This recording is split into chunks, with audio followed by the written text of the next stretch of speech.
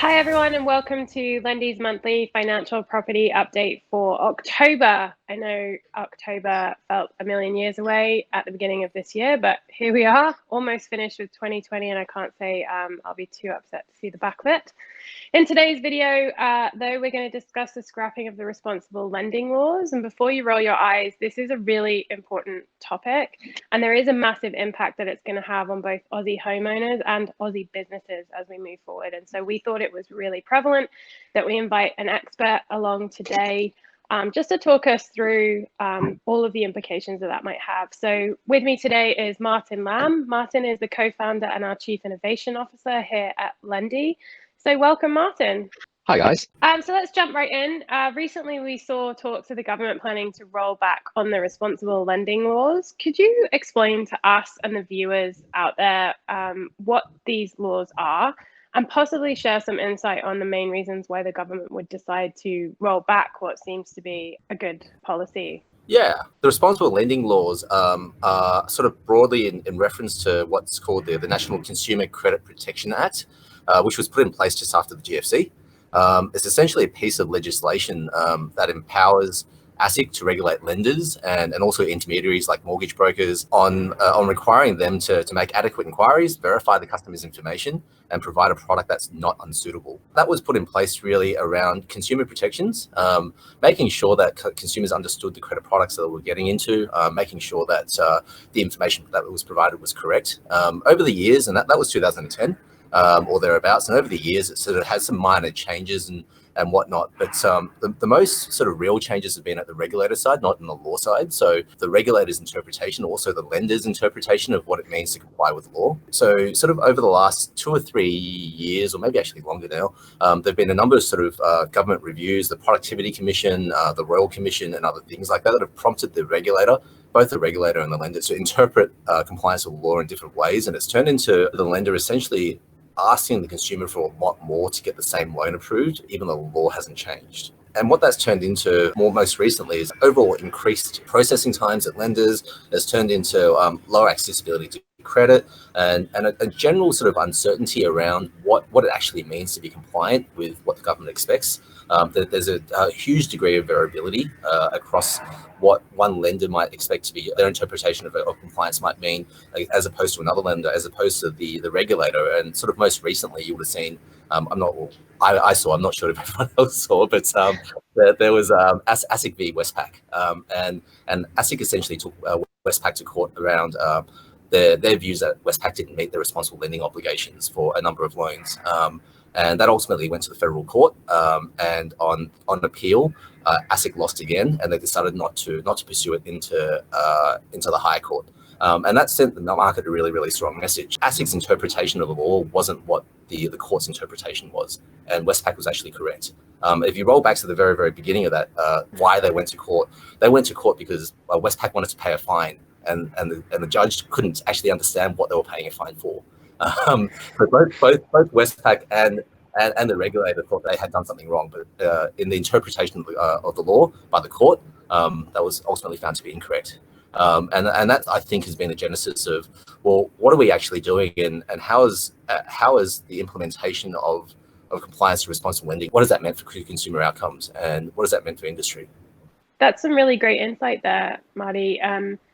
But in terms of the customer, I can see how there was some ambiguity there from the bank side and from the lender side. But if we look at it from the customer, and maybe even just small business lending as well, because I know that sort of fits in this sphere, are we putting Aussies' finances at risk if the banks can more freely lend, or is actually a clearer interpretation a better outcome for consumers?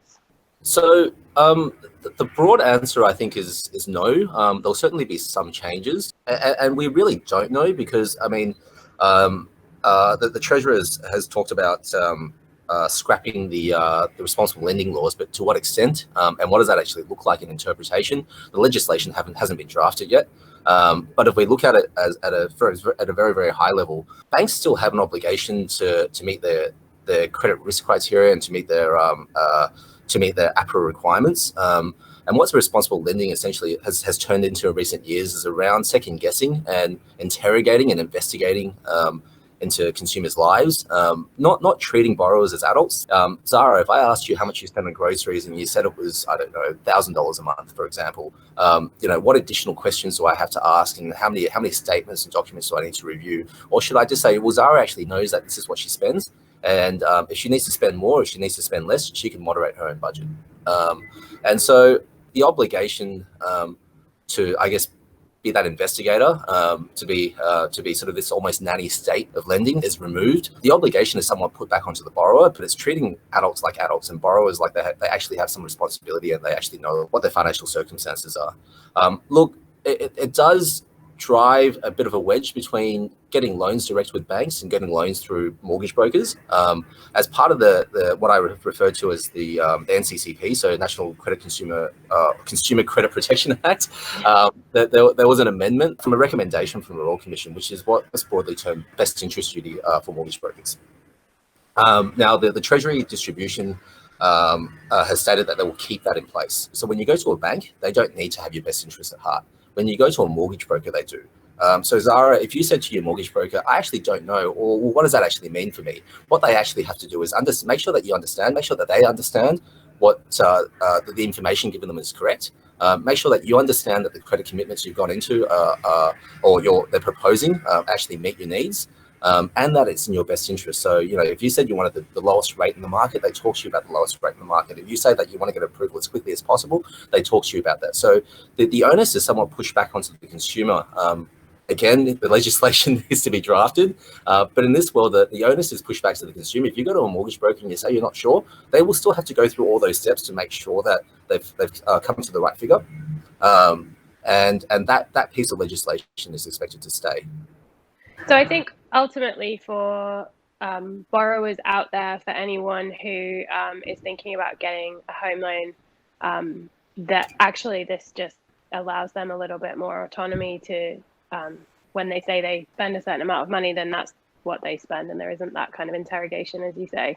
And I think it just means that I guess accessibility to credit just increases because we're reducing the burden on consumers.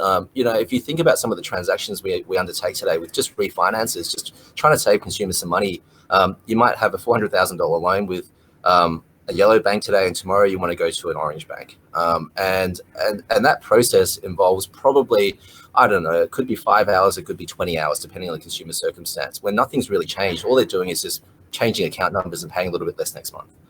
So that changes the dynamic significantly. And I think for lower risk transactions, for things that consumers are really comfortable with, it makes the life a lot easier for them and for everybody else in the value chain.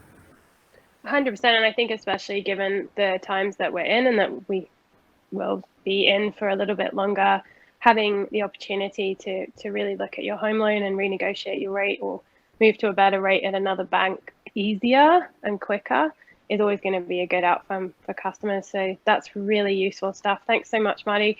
Just before we let you go, it's obviously a good time to look at your finances in general. Spring has sprung and we have some of the lowest interest rates in history. What advice would you give to Aussie homeowners to secure their financial position today? Well, that's a bit of a long question. I think there is this sort of, in home loans and in banking, there's still this sort of, underlying feeling when I talk to customers, when I look at loans, that there's some sort of something to be gained from being loyal to your bank. That the bank that you banks with as a child, that your mother banks with, that your brother banks with, should be where you go. When you really start looking at it, you go and compare your telephone plans, your energy plans, and whatnot every year, every 2 years. And my expectation is that the mortgage is the most expensive bill you've got out of all of those. You should be reviewing that every year, every 2 years, to make sure that it is the right thing for you, that you are paying the lowest cost. Because look, at the end of the day, once you've got the money, there's internet banking and things like that, but service and the product itself is not significantly different lender to lender. And you should be checking what you're paying, checking that it meets your needs, and asking the questions very, very easy. There's lots of online resources. There's comparison sites. There's what we do. There's direct to bank. There's a lot of advertising. there's lots of ways to sort of find information really easily. That's great advice. Thanks so much, Marty. That was really, really interesting. And I think it's a policy and a review that affects everyone. And it's really important that we always have the most up-to-date information, which is why we do these updates each month. So thanks so much for joining us. A really great update. Again, as always, if you have suggestions for topics you would like us to cover on these updates, please do suggest them below in the comments section. We're really open to hearing what it is you want to hear about, and we'll go and find the experts for you. Thanks again for watching. For everyone in Melbourne, we were hoping this month was your release month, but hopefully next month. But we are thinking about you and hope you're all doing well. So take care down there. Take care, everyone else, and we'll see you next month.